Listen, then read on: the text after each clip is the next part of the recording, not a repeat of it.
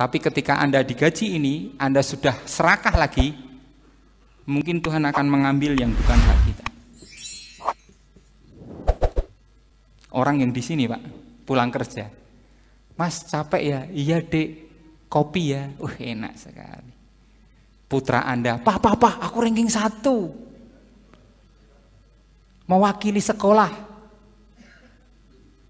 Masuk ke kabupaten, keren.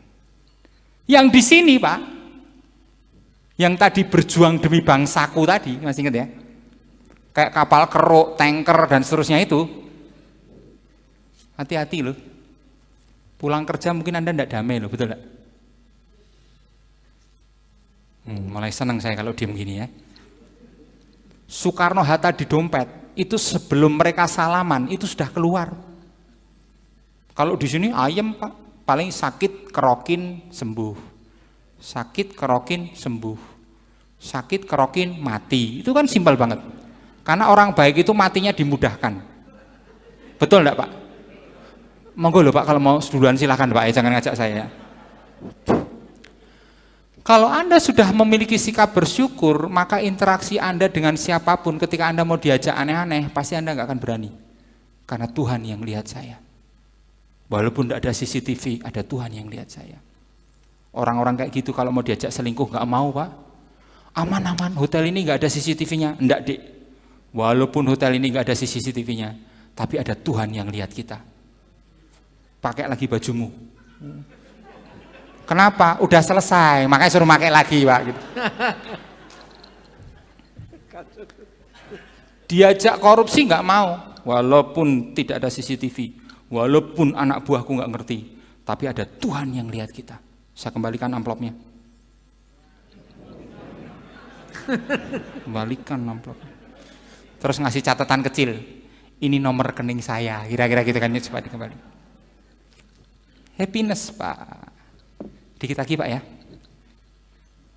Bro Suban, aman ya? Waktu aman toh?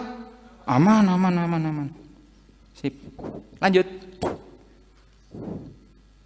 Materi. Loh kok kesini lagi?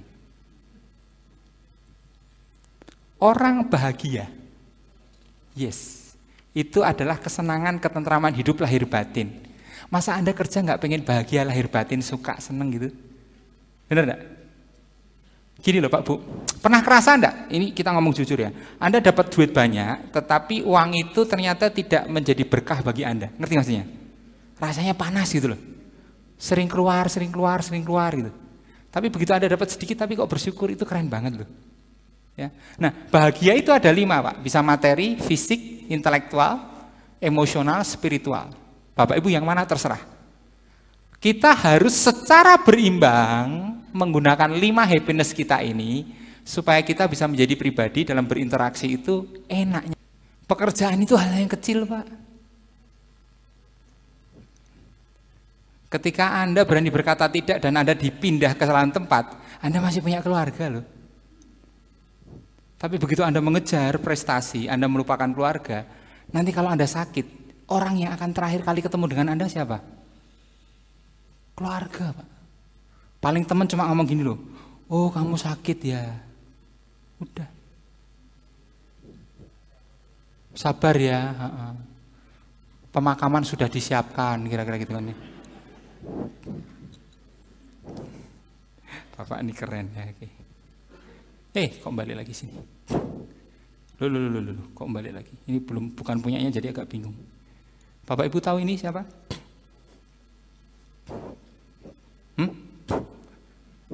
Belum pernah dengar ini? Oh tahu gitu, saya puterin filmnya ya. Nanti lain waktu lah ya, lain waktu kalau ada kesempatan lagi ya. Ini namanya Nick Vujicic. Kenapa? Dia motivator Pak, motivator. Ke Indonesia udah beberapa kali, cuma saya nggak punya kesempatan mau ikut sesinya dia. Keren banget. Minimal clip-onnya mirip lah ya, minimal clip-onnya mirip. Oh tapi saya normal Pak. Tapi dia nggak punya tangan, nggak punya kaki. Tapi dia bahagia Pak, bisa mensyukuri Pak. Dia mengajarkan hal yang baik Pak. Tuh kok balik lagi sebentar. Punya istri Pak, cantik Pak. Ini Anda diam melihat istrinya atau cerita saya ini? Saya ini agak heran dengan peserta-peserta ini. Anda itu diam menikmati kecantikan istrinya atau lihat saya juga nggak ngerti lah ya. Dan dia punya anak, Pak. Keren deh. Anda nggak usah berpikir bagaimana cara membuatnya, itu urusan dia. Anda nggak usah mikir yang aneh-aneh. Anda nggak usah mikir yang aneh-aneh. Terus gimana posisinya, terserah dia lah. Itu urusannya dia. Anda nggak perlu tanya ke saya. Nggak perlu tanya ke saya. Yang mau saya katakan simpel. Ini teman-teman. Anda dapat mengeluh karena mawar memiliki duri, atau Anda dapat bersuka cita karena duri memiliki mawar. Dua hal yang berbeda ya. Di tengah semua berkat kehidupan Anda yang Tuhan sudah berikan pada Anda masih juga lihat durinya. Kurang ini, kurang itu, kurang ini, kurang itu. Lagi naik eselon 4. Teman-temannya sama naik eselon 4. Yang satu udah beli mobilio, istrinya ngomong, "Pak, sebelah udah beli mobilio." Panas dia. "Oke, kamu mau minta apa?" "Mobilio hanya cukup 6 orang, aku belikan kamu yang lebih dari 6 orang." Betul Pak, dia kasih pickup Pak, terbuka itu Pak, supaya nanti kalau PKK tetangga-tetangganya bisa ikut Pak. PKK tahu ya, perempuan kesana kemari, arisan sana arisan sini kan, semua tetangganya masuk. Karena kalau kita ngiri, kita nggak akan pernah ada habisnya, betul ya? Yang deket-deket Bandung itu kan ada Tapos ya, masih hidup nggak Tapos itu? Bogor atau Bandung ya? Bogor. Tapos masih ada nggak ya? Masih ya? Tempat pengembang biakan sapi. Suatu saat suami istri ini berwisata. Yang tadi tuh loh, yang rame tadi loh. Dek, daripada kita ribut ngomong harta terus, kita wisata aja biar refreshing. Oke, ke Tapos. Ketemu guide-nya itu cerdas sekali, menceritakan tentang berbagai kejadian, bagaimana proses pengembang biakan. Terus dia mengenalkan sapi-sapi jantannya yang luar biasa. "Bapak Ibu, sapi ini bisa kawin 5 kali dalam sehari." Ibu-ibu tepuk tangan semuanya. Yang ibu tadi ngomong gini, "Pak, 5 kali Pak." Bapaknya jengkel. "Kalau yang ini 10 kali," diinjek lagi kakinya suaminya. "Pak, 10 kali Pak." Jengkel lagi dia. "Terakhir Bapak Ibu, ini keren, sapi ini bisa kawin 15 kali dalam sehari." Sebelum diinjek, langsung tanya sama guide-nya. "Guide, saya mau nanya, tadi kawin 5 kali, kawin 10 kali, kawin 15 kali. Pertanyaan saya satu, betinanya sama atau beda?" "Oh beda Pak." Langsung teriak semua bapak-bapak di sana. "Oke, betinanya beda 15 kali." Bapak bahagia sekali dengan cerita ini kayaknya. Bapak masih bisa. Pak, Bu, syukuri dengan apa yang Anda miliki. Maka interaksi Anda dengan orang lain, kalau hidup Anda sudah penuh dengan syukur, Anda mau diajak aneh-aneh, pasti nggak mau. Bener gak? Jangan nodai berkat Tuhan dengan sesuatu yang nggak benar dalam kehidupan kita. Oke? Ini Anda diem. Saya paling takut kalau peserta seminar saya diem gitu loh. Sip ya. Ini keren loh, hampir 90% Anda masih bertahan loh. Yang nggak bertahan tuh yang duduk di depan-depan ini, lihat, nggak ada semuanya nih, lihat. Susah nih para orang-orang ini ya. Oke. Orang nggak kelihatan, keren. Berbicara, people like good looking person, but people respect smart person. Tampilan orang seneng, tapi yang paling penting adalah apa? Respect. Ya, smart Pak, jadi smart people. Sehingga ketika Anda menjadi berinteraksi dengan anggota dewan, menjadi people yang smart, orang-orang yang smart, itu akan respect pada Anda. Janganlah gitu ya. 5 menit lagi ya, ini jam 4:04 ya, 5 menit lagi ya. Ada yang namanya echo of life. Apa yang Anda tabur akan kembali ke Anda, ngerti maksudnya? Ketika Anda berinteraksi menabur satu kebencian, maka kebencian yang akan Anda terima. Keren ya. Mulai sekarang perkatakanlah yang positif, teman-teman. Bangun kepercayaan. Trust is absolutely key to long term happy You can't have any happiness without happiness, without trust. Ini bertindak sekarang ya. Saya selesaikan aja materi saya Pak ya. Nggak apa-apa ya? Nggak apa-apa ya? Supaya Bapak Ibu bertobat setelah keluar dari ruangan ini ya. Oke. Oke. Ini ada yang dari Karawang nggak? Karawang nggak? Ini katanya orang Karawang asli. Instagramnya namanya Osamosa. Jadi betul-betul pegawai negeri. Ini bukan Ola Ramlan atau Anda penggemar film agak kacau Miyabi, bukan. Ini memang asli namanya pegawai negeri di sana. Jadi ketika kita, Bapak ketawa pasti koleksi, Bapak saya lihat kok ketawa pasti koleksi ini ya. Apa itu hospitality? Ini loh, keramataman dari hati yang dalam yang diberikan oleh ASN atau Setwan, ya, ketika memberikan pelayanan kepada anggota dan pimpinan DPRD tanpa melihat latar belakangnya. Kadang seringkali interaksi kita juga pilih kasih kalau kita ngomong jujur, betul enggak? Kalau dengan praksi ini, kalau dengan partai ini, enggak boleh Pak. Anda harus netral, siapapun. Entah pimpinan, entah anggota, entah dari partai mana. Ya. Listen like a dog. Jadilah seperti anjing yang mendengarkan. Bukan berarti kita semuanya anjing, enggak loh Pak. Tapi anjing itu adalah hewan yang paling ngerti kalau dimarahin.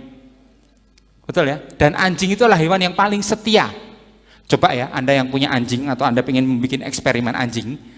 2 kamar kosong Anda siapkan. 1 Anda masukkan anjing Anda di situ, 1 Anda masukkan istri Anda di situ, kunci selama 5 jam. Ketika Anda buka 2 pintu itu, mana yang akan menghampiri Anda dengan penuh tawa? Ngerti maksudnya? Ngerti maksudnya ya? Anjingnya akan seneng dia dibukain pintu. Istri Anda lama sekali 5 jam katanya gitu kan. Setia, ngerti, memberi perhatian. Anjing itu yang mendengarkan Pak, antusias. Dia melihat dengan mata, hati, dan telinga. Walaupun nggak bisa ngomong, tapi dia ngerti bahasa kita. Dan dia paling suka menggerakkan ekor, duduk dan diam merhatikan. Dan dia mengendalikan IPM. IPM itu apa? Interupsi per menit. Ya. Ada 10. Kok balik lagi ke sini ya. Ada 10 seni mendengarkan ketika kita berinteraksi. Kita lihat secara cepat ya. Pertama, ketika Anda mendengarkan, berhenti berbicara, jangan banyak ngomong. Karena mendengarkan itu berarti Anda berhenti mendengarkan. Bisa dipahami ya? Sialnya adalah ketika lawan bicara kita ngomong 1 kata, kita jawab 1 kalimat. Dia ngomong 1 kalimat, kita jawab 1 paragraf. Dia ngomong 1 paragraf, kita jawab mulai dari kata pengantar, daftar isi sampai daftar pustaka Pak. Itu yang repot ya. Kedua, bertanyalah sesuatu untuk memperdalam apa yang dikatakannya. Maksudnya gimana nih? Gitu. Oh maksudnya ini. Orang akan respect pada Anda, orang akan mendengarkan Anda. Kemudian adalah jangan selalu menyela. Selesaikan dia sampai titik, baru Anda ngomong. Seringkali konflik dalam satu hubungan itu terjadi karena tidak sampai titik sudah dicela. Ngerti maksudnya ya? Anda praktekkan ini dengan suami atau istri Anda lah. Ya. Tip praktis sederhana, kalau istri Anda marah-marah, Anda nanti blender sekencang mungkin. Itu tips untuk Anda tidak dengarkan. Supaya Anda sabar. Sabar ya. Berikutnya, berkonsentrasilah untuk mendengarkan apa yang dia katakan. Dia mau ngomong apa sih gitu, ya. Berikutnya saya percepat. Lihatlah mata atau wajah lawan bicara Anda. Tapi disertai dengan ekspresi sesuai dari konteks pembicaraan. Kalau ngomong tentang kesedihan ya wajah Anda harus sedih. Dewan ngomong, waduh kita kena COVID-33 nih, Perpres 33. Anda tatap matanya, Anda juga harus berempati. Oh gitu ya Pak ya, gitu. Jangan Anda ngomong gini, lah Bapak sih hidupnya enggak bener, makanya dipotong. Rame, ngerti maksudnya? Lihat tapi dengan ekspresi yang ini ya. Lanjut, perhatikan apa yang tersirat bukan yang tersurat. Ingat tadi hukum yang pertama dalam proses berinteraksi, 90% 3% itu sesuatu yang lebih tersirat dan 7% itu sesuatu yang tersurat.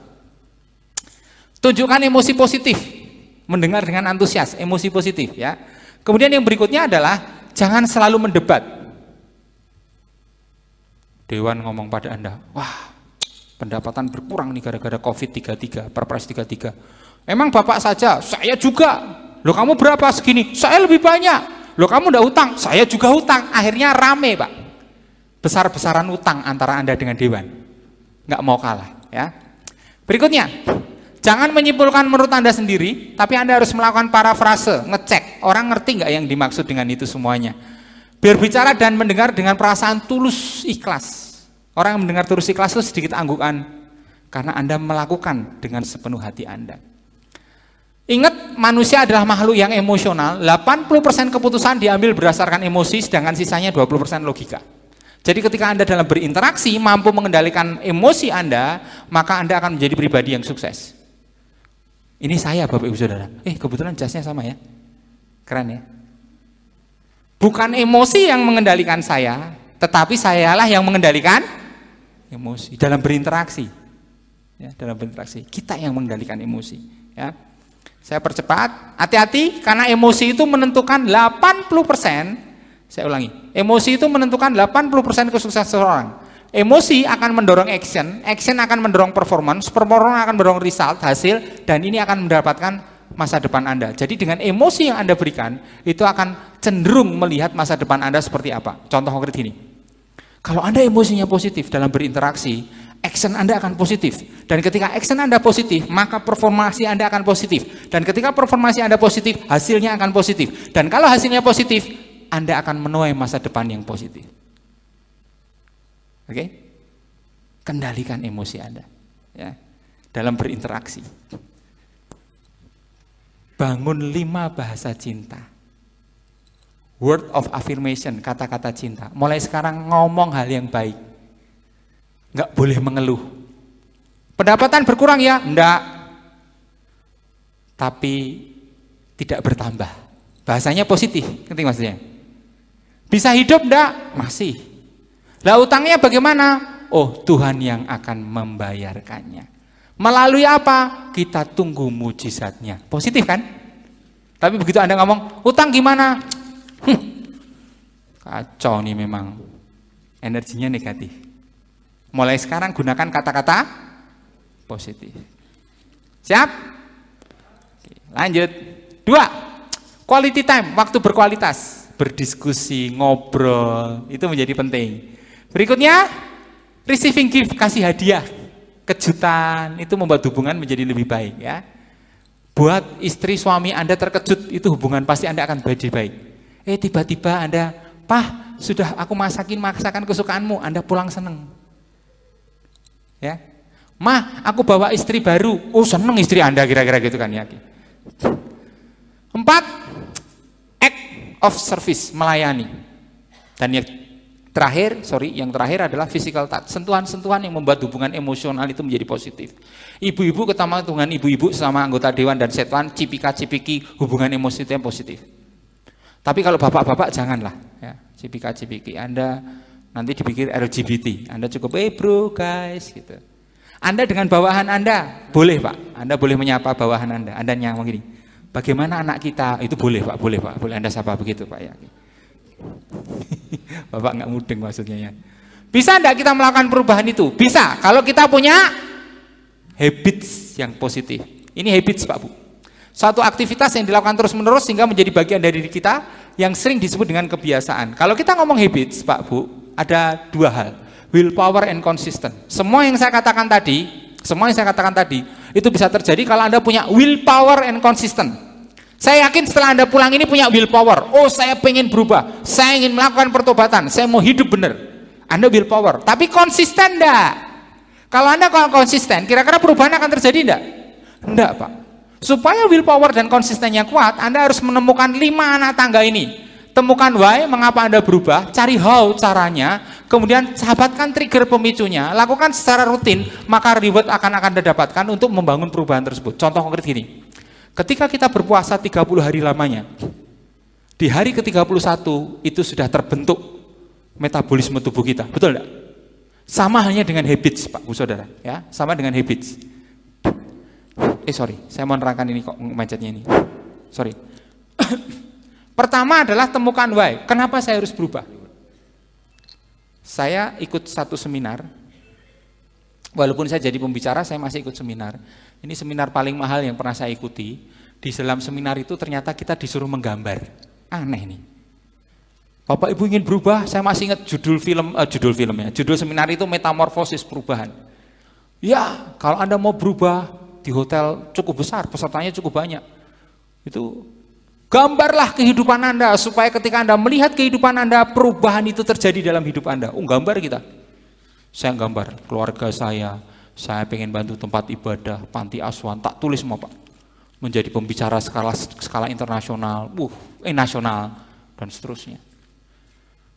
2, saya ikut seminar lagi tentang perubahan, namanya Law of Attraction, menarik yang positif. Bayar lagi saya Pak. Dia ngomong gini, kalau Anda ingin melakukan perubahan konsisten, tulis perubahan Anda. Tak tulis Pak. Salah satu yang saya mau berubah ini Pak, kenapa makanya saya agak kurus. Turun berat badan 10 kilo, olahraga rutin 2 hari sekali, jogging atau sepeda. Ketika COVID, saya lakukan itu Pak, karena tidak ada kegiatan lain. Karena training kan tidak mungkin, betul tak?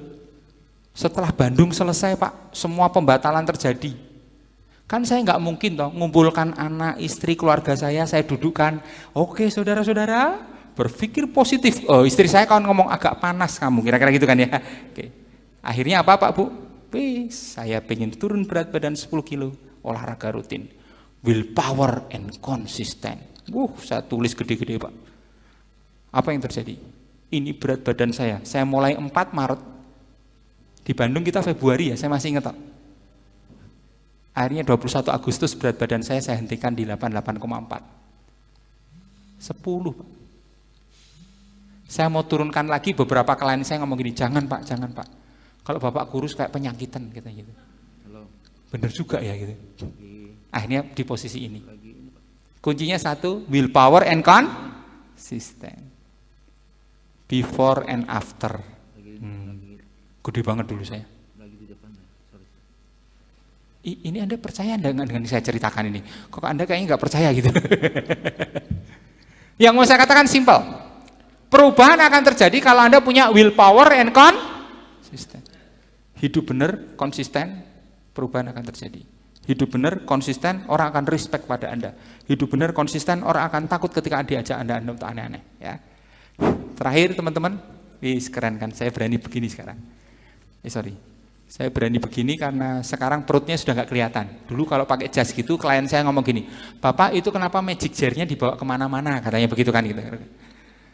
Ya, saya mau berbagi tentang kata-kata ini saja teman-teman. Saudara-saudara, belum ini, habit kok belum ya.